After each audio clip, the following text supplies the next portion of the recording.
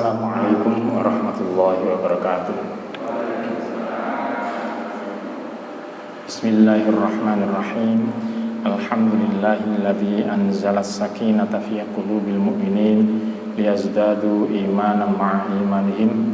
Asyhadu an la ilaha illallah wahdahu la syarikalah wa asyhadu anna Muhammadan abduhu wa rasuluh la nabiyya ba'dah. Allahumma salli wa sallim wa barik ala Muhammad wa ala alihi wa ashabihi wa man tabi'ahum bi ihsan ila yaumiddin. Amma ba'du. Jamaah salat maghrib yang dirahmati Allah, kita bersyukur kepada Allah malam ini kita diberi kesempatan untuk bisa hadir di tempat yang mulia ini. Mudah-mudahan semua ikhtiar kita untuk mendekatkan diri pada Allah, mendapatkan ridho dari Allah Subhanahu wa taala. Amin ya rabbal alamin. Salawat serta salam kita sampaikan untuk junjungan Nabi besar Muhammad sallallahu alaihi wasallam. Para jamaah yang dirahmati Allah, saya kira tidak ada seorang pun di antara jamaah ini yang tidak mengenal istilah syirik. Iya kan Pak ya? Syirik. Syirik itu yang sementara pernah didengar apa Pak maknanya? Apa? Menyekutukan Allah. Secara bahasa, ya syirik itu asal katanya adalah syarikah. Syarikah itu sekutu, nah, partner, sejawat. Kalau di dunia bisnis disebut dengan syirkah. Kerjasama antar manusia itu namanya syirkah. Kalau bapak ibu pergi ke bank muamalat gitu ya, di sana selalu ditawari syirkah mudharabah, kerjasama yang saling menguntungkan. Bank untung, nasabah juga untung. Nah itu namanya syirkah. Kalau dulu waktu SD, ya sekutu itu pelajaran IPS yang menerangkan tentang PBB yang ditunggangi oleh negara-negara yang ingin menjajah Indonesia, gitu ya. Itu namanya sekutu. Nah kalau mereka punya kepentingan yang sama lalu bersekutu, maka itu disebut dengan bersyarikat. Bersyarikat. Nah, kalau dilihat dari posisinya, ya ini ada kerjasama, ada syirkah. Syirkah itu satu akar kata dengan syirik. Jika kerjasama dilakukan antara bank dan nasabah, yang satu memberikan kredit, yang satu kepingin dapat dana segar. Nah, mana yang lebih tinggi, bank apa nasabah? Pak. Kalau saya banknya, bapak yang butuh uang, kira-kira yang kedudukannya lebih tinggi, bank apa nasabah? Apa? Sama-sama tinggi. Jadi tidak boleh bank merasa karena saya punya uang terus mentang-mentang kepada nasabah. Kalau banknya mentang-mentang, nasabahnya bisa bilang, uangmu kalau tidak saya ambil untuk kredit, bankmu tidak akan bisa maju. Berarti antara bank dan nasabah itu melakukan syirkah, gitu ya. Syirkah, kerjasama yang menyamakan, yang sama-sama kedudukannya dalam masalah kerjasama itu. Jadi bank itu sederajat dengan nasabah, tidak bisa mentang-mentang. Nah, kalau bersekutu antara bank dan nasabah, timbul kerjasama, sedangkan kita ini tidak boleh melakukan syirik kan Pak ya? Boleh tidak bersekutu dengan Allah? Apa? Boleh.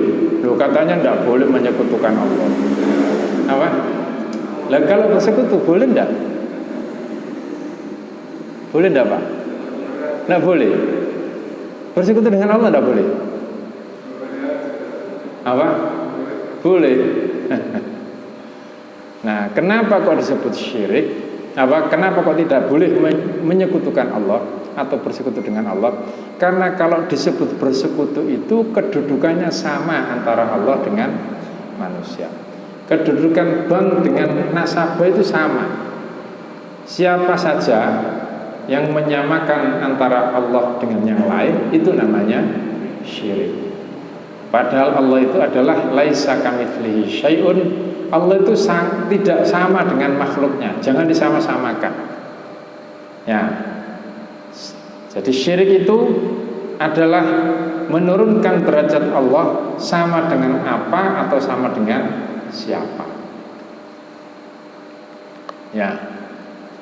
Kawan saya dulu, ya yang ada di sini juga itu dulu dikasih jimat, tahu jimat Pak ya? Jadi sikap itu tulisannya Arab, ya ada angka, ya ada huruf, tidak jelas Pak. Kemudian ditaruh di dompet, taruh di sapu. Nah, ketika barang itu ketinggalan, ya apa yang muncul dalam hati? Ini sudah dipesenin, kamu kalau pakai ini nanti selamat, terjaga dari bala. Ternyata ketinggalan jimatnya. Apa yang muncul dalam hati? Iya kan, rasanya cemas bukan main, seolah-olah dia tidak akan selamat. Berarti yang menentukan selamat dan tidaknya itu adalah barang yang namanya jimat itu. Nah, padahal yang maha menyelamatkan itu adalah Allah. Kalau jimat ini disamakan kedudukannya dengan Allah, maka itu yang namanya syirik. Beli paramek, ya pusing ini, terus ngomong, wah aku ada kalau paramek gak waras ya. Seolah-olah yang menjadi maha penyembuh itu adalah paramek. Maka itu juga termasuk mengangkat derajat paramek sama dengan Allah. Syirik. Lama ini pacaran atau lama berkeluarga suami istri, saking mendalamnya cintanya, kemudian ngomong ini, ya ngomong, aku tak bisa hidup lagi tanpamu, kan itu ya. Nah, seolah-olah yang maha menghidupkan itu adalah sang kekasih, itu juga syirik. Ya. Jadi apa saja yang diangkat, ini cari uang. Waduh, kalau udah ada uang mati aku. Seolah-olah yang mematikan itu adalah uang. Maka pada saat itu kita termasuk kategori syirik. Jadi syirik itu begitu luasnya. Jika hati sudah terjebak mengagungkan sesuatu atau siapa saja yang sederajat dengan Allah, maka itu disebut dengan syirik. Saya kalau tidak ke dokter A itu tidak bisa sembuh itu. Pokoknya itu ya, seolah-olah dia ini yang maha penyembuh. Nah, jadi syirik. Nah, bagaimana supaya tidak syirik? Maka jangan kemudian mengangkat derajat manusia atau derajat apa itu, benda itu sederajat dengan Allah.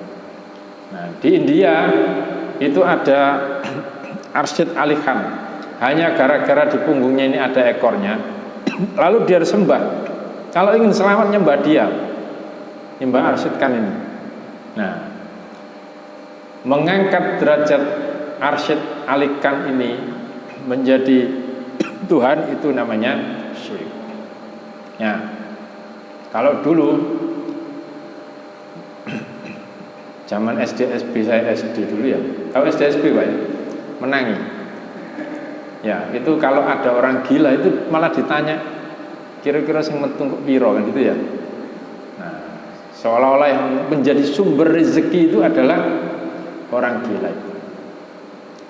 Jadi siapa saja atau apa saja yang diangkat sederajat dengan Allah, itu yang disebut dengan syirik. Nah, karena itu hati-hati. Selama kita masih menggantungkan kepada siapa atau menggantungkan kepada apa dalam hal-hal yang menjadi sifat Allah yang maha agung, maka itu disebut dengan syirik. Nah, syirik ini dulu diawali dari kaum Nabi Nuh.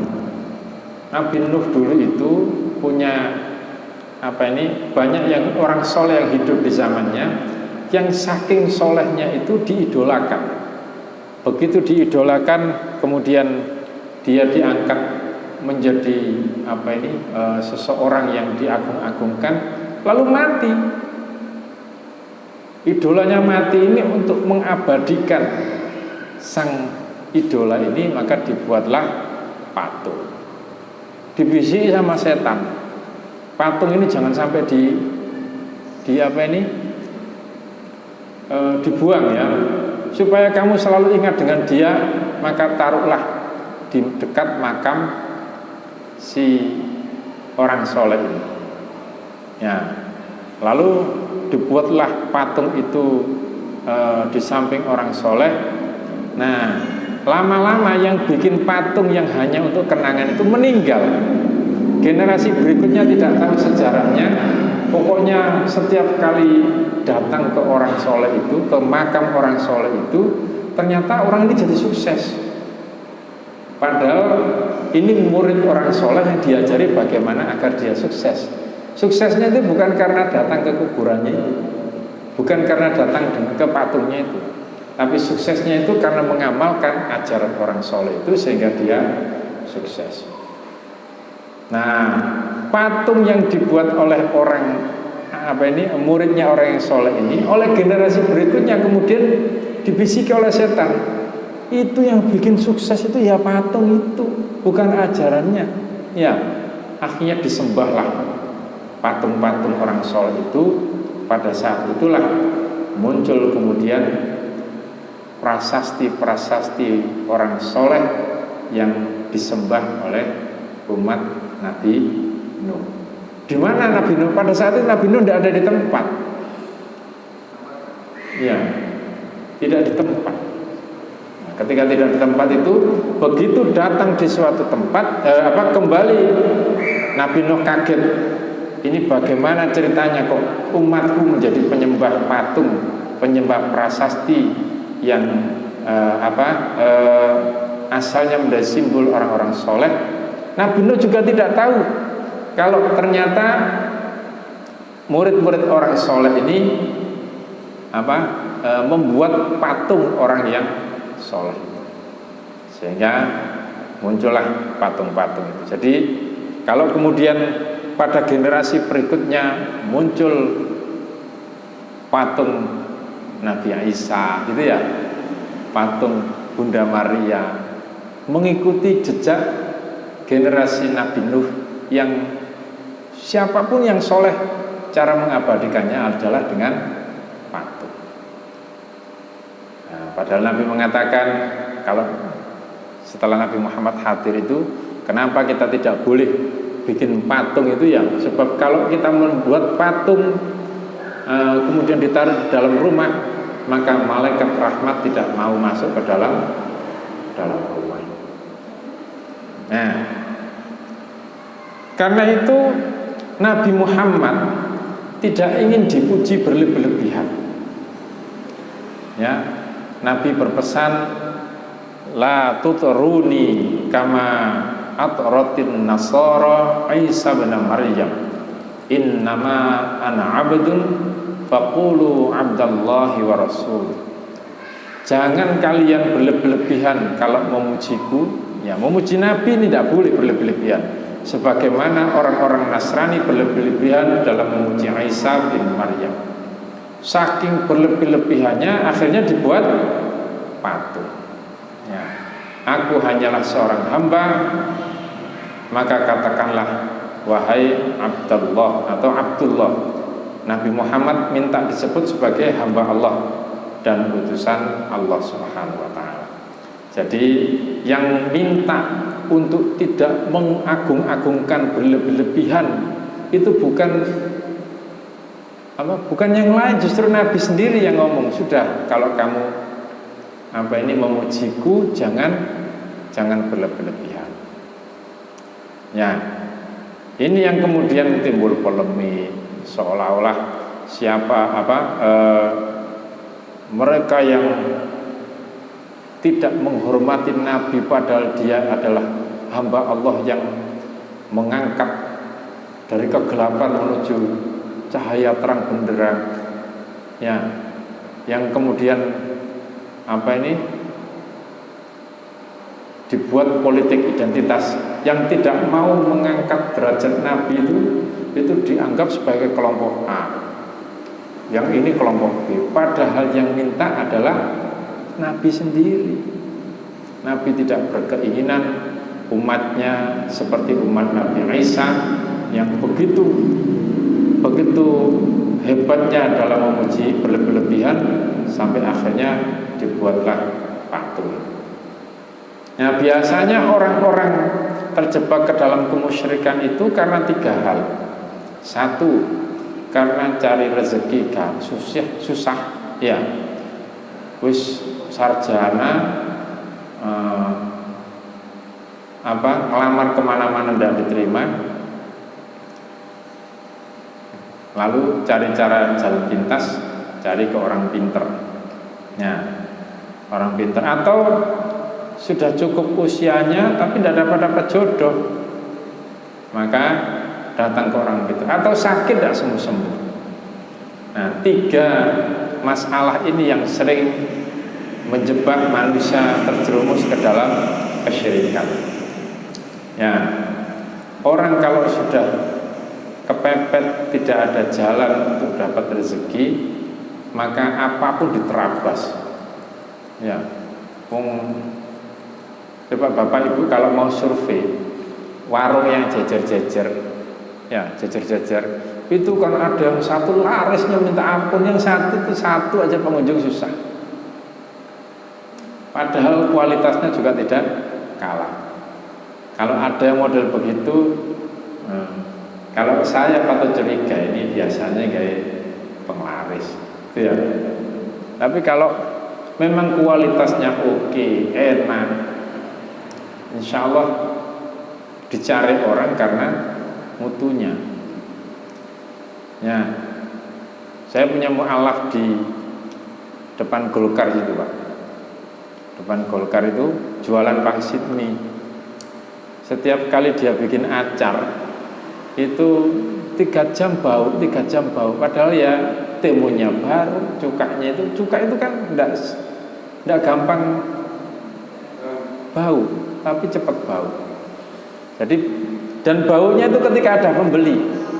Setiap ada pembeli mau dikasihkan bau, akhirnya bikin baru lagi. Ya, rugi gara-gara acar. Nah, yang begini ini jadi tren. Rezeki tanpa dukun itu seolah-olah tidak akan bisa didapat. Ya, Bapak Ibu yang dirahmati Allah, ada seorang mu'alaf yang datang ke tempat saya. Dia ini hutangnya sudah 400 juta. Saya tanya, lah iya, kamu ini tidak kerja kok utangnya sampai segitu? Saya tidak ngerti, Ustaz. Saya tidak ngerti, saya ini hutang, pinjam gitu ya. Setelah pinjam gitu dikasihkan orang. Tidak sadar uang ini kemudian dikasihkan orang. Sampai akhirnya numpuk 400 juta. Rumah tidak punya. Bayangkan, saking mangkelnya orang yang dihutangi itu sampai baju bayinya itu disita, Pak. Jadi ke rumah itu hanya bawa baju sedikit untuk dia punya baby. Nah, ketika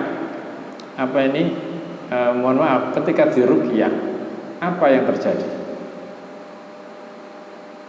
Dia bereaksi hebat dan cerita kalau dulu mbahnya itu main pesugihan dan dia ingin anak cucunya dimelaratkan bukan hanya sampai 0 tapi sampai minus.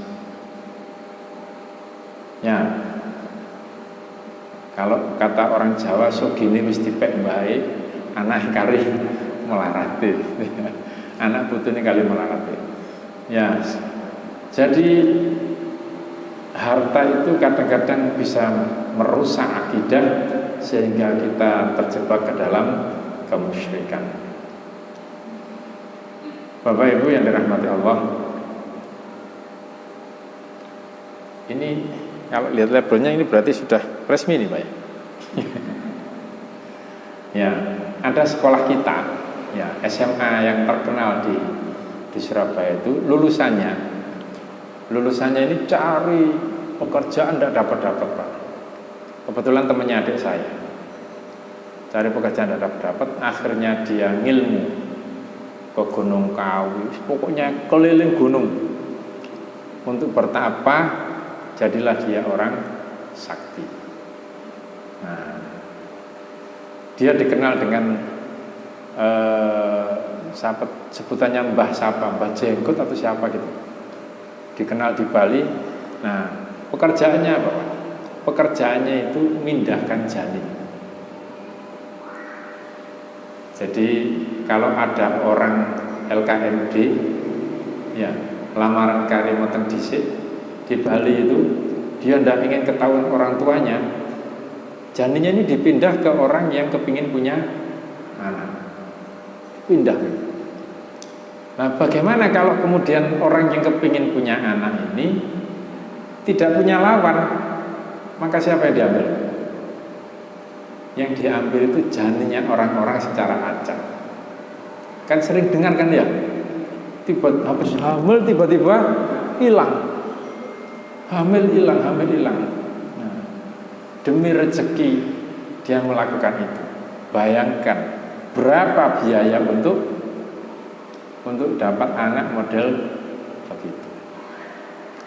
Jadi saking kepinginnya dapat uang, maka apapun dilakukan, dan itu akan menyiksa dirinya dan menyiksa keturunannya kelak. Buat apa kalau kita kaya sekarang ternyata membuat miskin anak cucu? Ya sama dengan ini karena sudah lama tidak bisa dapat jodoh, akhirnya masang susu, ya supaya kelihatan cantik.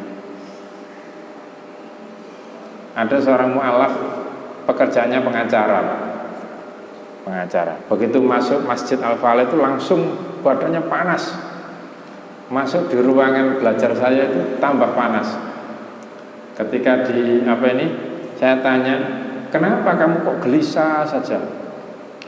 Saya terangkan tentang syirik, tentang rusaknya syahadat. Lalu dia ngaku, saya ini masang susu di sini 50. Jadi di sekitar mulutnya ini ada 50 susu. Lah buat apa kamu masang susu begitu? Katanya supaya ngomongnya di pengadilan lancar. Jadi kalau debat dengan hakim, wah ini ngocehnya lancar. Bayangkan, sekali lagi itu demi uang. Nah, yang tidak dapat jodoh ini, para jamaah yang dirahmati Allah, banyak pasangan sukses setelah pergi ke dukun, ya dapat jodoh. Tapi apakah rumah tangganya ini menjadi baik? Tidak. Ya, kan biasanya kalau sudah terlanjur cinta itu, jika ditolak, dukun yang bertindak. Daripada hati tak sampai, maka ku sampaikan hatiku lewat dukun, kan itu ya. Nah, jangan dikira begitu itu bahagia. Biasanya mereka yang mendapatkan jodoh lewat begini ini, yang terganggu psikisnya itu anaknya, bukan orang tuanya. Anaknya itu jadi nakal, tidak karuan. Ya, padahal dia ini begitu dapat baik, malah ke rumah itu bilang, Ustaz, gimana saya tobat? Saya dulu dapat istri saya ini, saya pelet, ya. Saya pelet, tapi ternyata anaknya jadi nakal luar biasa. Ya, sudahlah. Kalau mohon kepada Allah, insya Allah jodoh itu akan diberi. Nah, begitu pula dengan orang yang sakit. Ada salah seorang tokoh kita yang istrinya itu sakit, kemudian pergi ke orang pinter supaya batu empedunya itu segera sembuh. Takut operasi, kena batu empedu. Ini tokoh kiai kita ya istrinya.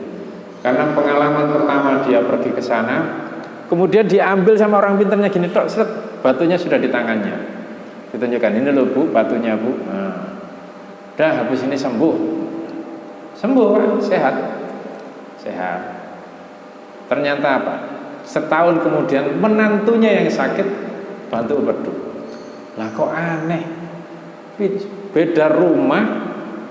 Kalau satu rumah mungkin karena airnya, makanannya, kan gitu Pak ya. Ini beda rumah kok ganti menantunya. Setelah menantu anaknya yang kena bantu empedu. Setelah selesai ini ke sana semua Pak, ke orang pinter.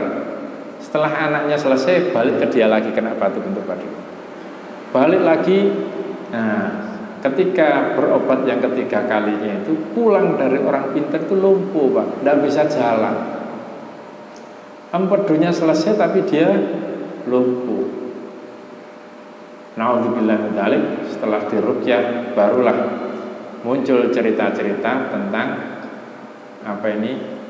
ternyata dia menutupi hasil lab itu supaya tidak kelihatan batu empedunya. Jinnya itu loh Pak, nutupi hasil lab supaya tidak kelihatan batu empedunya. Tapi sebenarnya belum hilang. Ya, ada yang hilang tapi kemudian dipindahkan ke keluarganya. Nah, akhirnya kan tidak selesai. Kenapa kan dipindah keluarganya? Supaya nanti berobat lagi ke orang itu dapat duit lagi.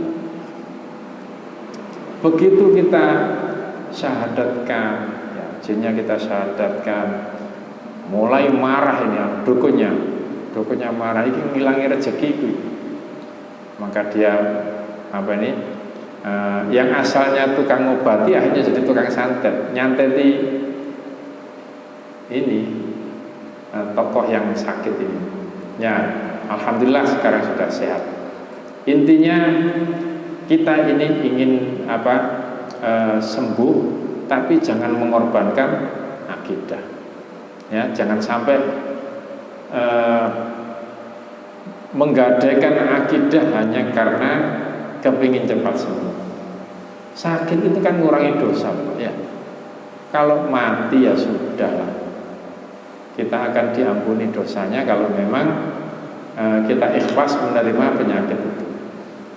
Tapi kalau kemudian tidak terima dengan sakit, datang ke orang pinter, maka dia akan su'ul khotimah, mati dalam keadaan tidak baik. Ya. Jadi ini semua biasanya ketika datang ke orang pinter selalu diberi jimat itu ya, barang siji di rumah. Bentuknya itu macam-macam Pak. Ada yang begini ini biasanya dipakai untuk kuat-kuatan. Loh, kalau itu difoto nanti Pak, jenengan simpen di print. Jangan sampai di print ya. Ya. Jadi alat yang digunakan untuk menjadi simbol-simbol ini menunjukkan tujuannya untuk apa. Ada yang tujuannya untuk pagar. Ya. Sekarang pagar-pagar gini murah Pak, dibanding stainless. Ini 50.000 dapat. Bahkan gratis kalau beli satu buku. Satu buku isinya begini-begini semua. Ya, ada kitab namanya Syamsul Ma'arif yang diajarkan di pondok-pondok, itu isinya bagaimana bikin jimat. Ya. Nama kitabnya apa tadi Pak? Apa Bu? Nama kitabnya? Ya, untung tidak dengar. Saya khawatir kalau dengar nanti dicari. Ya. Nah, salah satu penyebab dari kemusyrikan yang bentuknya model kemusyrikan itu salah satunya adalah ini. Ada salah duanya. Salah duanya ini bukan musyrik, tapi orang yang berusaha untuk membuat model ibadah yang Nabi tidak pernah melakukannya dan dijadikan syarat untuk tujuan tertentu. Nah, ini contohnya.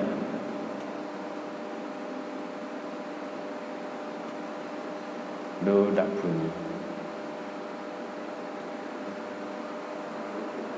Nah, ya sudah, tidak bisa. Iya, padahal tidak ada dukunnya. Nah, jadi jika ada iklan-iklan yang baunya kemusyrikan seperti ini, ya ini saya tutup ya. Jadi ada Pak, ini jangan dianukan Pak ya, jangan disebar ya, nanti timbul macam-macam.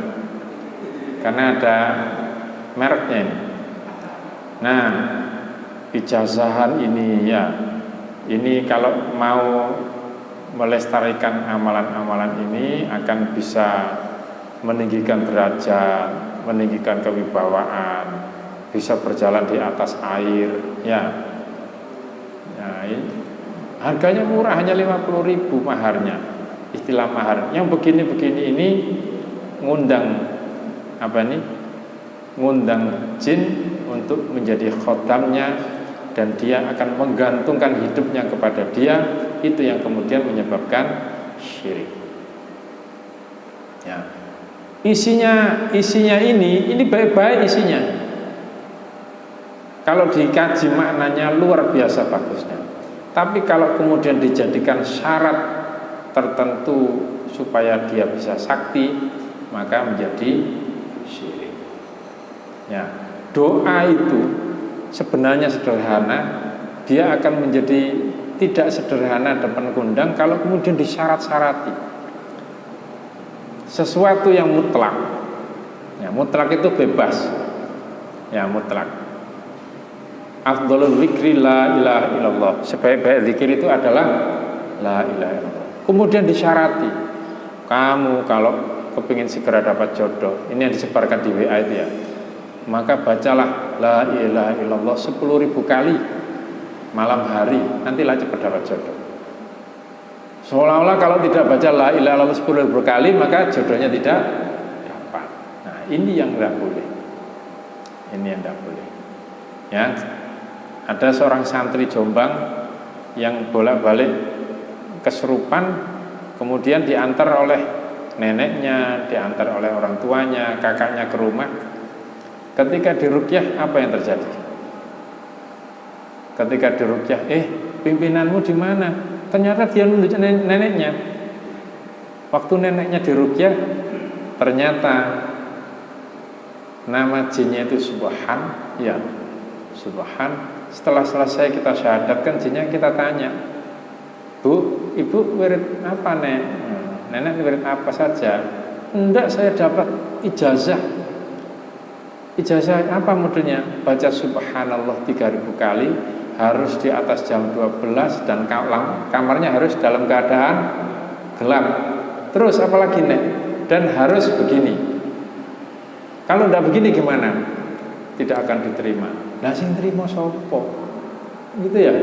Yang terima siapa? Akhirnya yang datang, yang masuk jin namanya Subhan.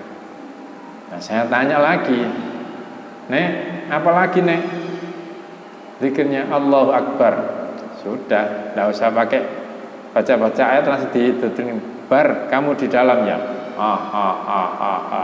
Kok tahu saya di dalam? Ya, karena zikirnya Allahu Akbar. Kalau baca 3.000 kali cepat gimana Pak? Allah Akbar, Akbar, Akbar, Akbar, Akbar, Akbar, Akbar, Akbar, Akbar. Akhirnya apa ndak boleh zikir Allah Akbar? Boleh. Ya, ini zikir yang sifatnya mutlak. Mutlak itu bebas. Kamu berzikir atas nama Allah, dengan menyebut nama Allah, itu boleh. Tapi kalau diangkat menjadi muqayyad itu sesuatu yang dibuat syaratnya, kalau tidak dijalankan syaratnya maka dia batal. Itu namanya muqayyad. Nah, kalau diangkat jadi muqayyad padahal Nabi tidak membuat begitu, ini yang menyebabkan bukan pertolongan Allah yang datang, tapi pertolongan setan. Bagaimana kalau terlanjur? Ya dibakar, ya. Kalau sudah punya begini-begini, nah ini dibakar Pak. Ini pesugihan ini Pak. Pesugihan. Tidak difoto lagi Pak. Tidak. Nanti difoto lagi. Wah. Nah, ini kebetulan ya, jimat-jimat yang membuat orang yang muslim, kan gitu ya. Muslim. Nah kalau bukan orang Muslim, ya kejawen, ya jimatnya model begini, kalau cokro begini. Ya, ini jimat model Vietnam. Ya, bentuknya cuma gambar begini, tapi dibuntel-buntel Pak, dibuntel-buntel kemudian ditempelkan supaya jadi pagar rumah. Kalau di Bapak Ibu pernah ke Borobudur pada perayaan Waisak, itu kan dari seluruh dunia datang, ya. Ketika ada tugas ngajar ngaji di sana, pas pada saat itu ada Dalai Lama. Dalai Lama itu pucuk tertinggi dari pimpinan Buddha. Ikut datang ke hotel yang sama, satu hotel dengan saya. Yaitu sambil begini dia ngasih patung kecil, patung Buddha itu dikasih jampi-jampi gitu ya, terus dikasihkan jampi-jampi ini. Nah, ketika ditanya buat apa ini? Ini nanti yang akan menjaga kita. Patungnya ini akan menjaga kita. Ya. Cuman waktu itu saya heran, Dalai Lama itu Pak, dayang-dayang itu banyak dari Brazil, banyak yang dari Amerika Latin. Perempuan-perempuannya itu ya, sambil duduk di hotel begini di teras itu, yang mijet itu dayang-dayang ini. Setelah mijeti kemudian dikasih patung. Ya, jadi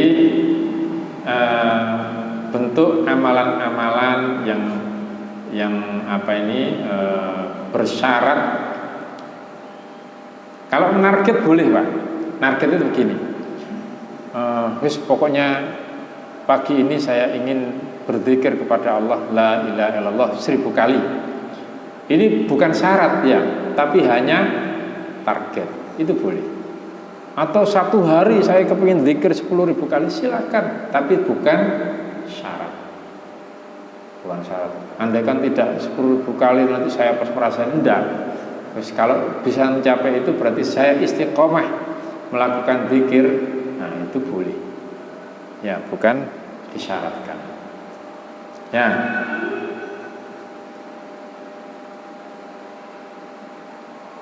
Ya, ini contoh yang beredar di WA. Kalau kamu baca istighfar 10.000 kali setiap hari selama 1 minggu, boleh dicicil. Boleh dicicil itu pagi, siang, malam, pokoknya 10.000. Nah, dikasih syarat lagi, harus menghadap kiblat, harus berwudu, maka kamu akan segera dapat hamil. Gitu ya. Bu, jangan ditiru ya. Ini aku pasti amalkan. Atau baca surat Al-Fatihah sekian kali. Siapa yang ngasih syarat ini? Yang ngasih syarat ini adalah ya jinnya itu.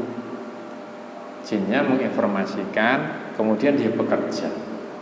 Kalau menggantungkan kepada dia, maka sesungguhnya yang datang itu bukan pertolongan Allah, tapi mereka yang bekerja. Nah, kalau sudah terikat dengan mereka, maka Allah menjamin setan-setan itu akan menjadi pendampingnya. Ya, dia yang minta, maka diberi oleh Allah. Sesungguhnya kami telah menjadikan setan-setan pemimpin bagi orang yang tidak beriman. Siapa yang tidak yakin bahwa Allah itu bisa menolongnya, itu berarti tidak beriman. Maka jika dia minta setan yang jadi pendampingnya, ya sudah, kami telah menjadikan setan-setan itu sebagai pemimpin bagi mereka. Jadi yang menggerakkan nalar dan hatinya itu bukan lagi Allah dengan malaikatnya, tapi setan. Ya, padahal Allah telah mengancam, wa may ya'shu an dzikrir rahman nuqayyid lahu syaitan fahuwa lahu qarin. Siapa yang berpaling dari pengajaran Allah yang Maha Pemurah atau berpaling dari Al-Quran, maka kami adakan baginya setan yang menyesatkan, dan setan itulah yang menjadi teman yang selalu menyertainya. Bapak Ibu yang dirahmati Allah, alhamdulillah sudah ribuan orang yang datang ke rumah untuk minta ruqyah. Banyak yang tidak sembuh itu hanya gara-gara tidak bisa ngaji. Ya, mereka yang bolak-balik sakit minta ruqyah. Lama-lama tidak saya ruqyah. Jangan-jangan dia tergantung kepada saya, seolah-olah kalau tidak diruqyah kemudian tidak sembuh. Akhirnya menyamakan peruqyah dengan Allah, kan gitu ya. Itu juga sama syiriknya, meskipun judulnya ruqyah. Kalau ada orang yang seperti itu, maka harus dilebur dulu akidahnya. Jangan sampai menganggap peruqyah ini Allah yang Maha Penyembuh. Nah, ternyata mereka yang sering tidak segera sembuh itu hanya gara-gara tidak bisa ngaji. Makanya kalau sekarang ada yang belum bisa ngaji, segera belajar ngaji. Ya, kalau sudah lepas dari pegangan hidup, ya Al-Qur'annya itu, maka biasanya akan gampang, begitu sakit langsung drop. Ya. Nah, apa akibatnya orang yang syirik? Akibatnya adalah orang-orang yang zalim dalam tekanan sedang memukul dengan tangannya. Jadi ketika sakaratul maut itu, mereka yang berlumur kemusyrikan akan dihajar oleh malaikat untuk mengeluarkan ruh yang ada di dalam tubuh.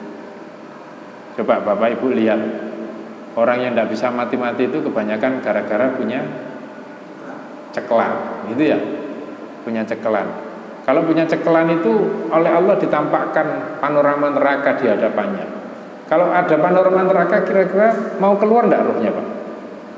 Iki ada aku metu langsung mlebu beleng ke neraka. Maka dia berusaha bertahan dalam tubuh. Maka Allah menurunkan nazi'at, wan nazi'ati gharqa. Demi malaikat yang bengis yang mencabut nyawa itu dengan kasar. Ya.